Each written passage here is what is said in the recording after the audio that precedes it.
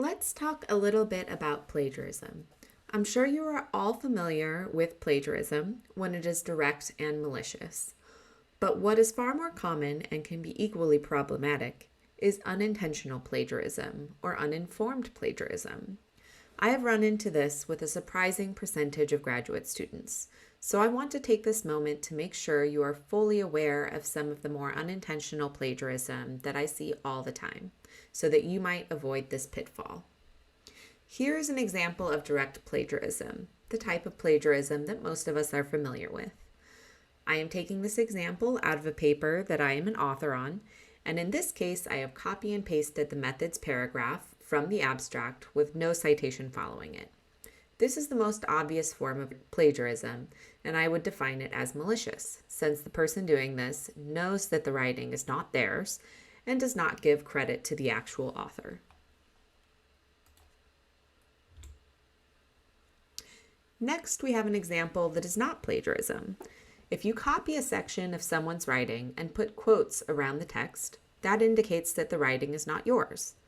By adding the citation, you are properly crediting the person who did write that section. This would not be an academic dishonesty problem if written this way, but it is also not something that is normally done in technical writing.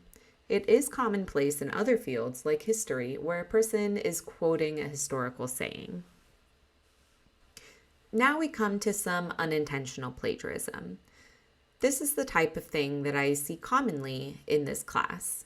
Here, text has been copy and pasted with a citation indicating where it is from. However, there are no quotes, making it not obvious that the actual words are somebody else's. This might be unintentional, but it is still plagiarism and can be reported as academic dishonesty. It can also cause a lot of embarrassment for you or your PI if you were to turn this in as part of a publication. Some journals do run the text through a plagiarism checker.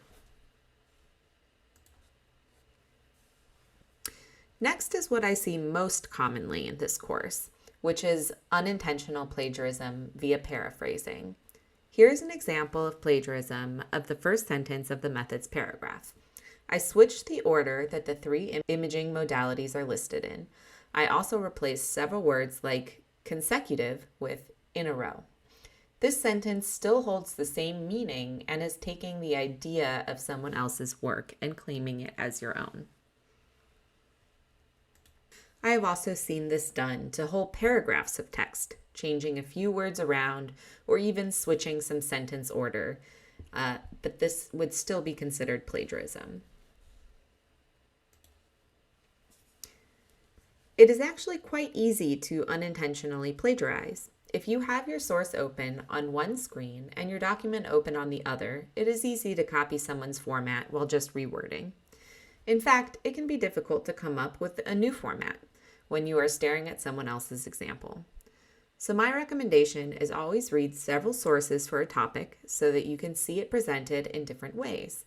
Then close all sources and start writing from what you remember about the topic. When it comes to methods, make sure you investigate the methods fully enough to understand how the procedure was done. This should make it possible to describe it in your own words. In closing, I will remind you that plagiarism is taken very seriously by the university and can get you removed from the program, even if it is unintentional. So be mindful to use your own words and ideas.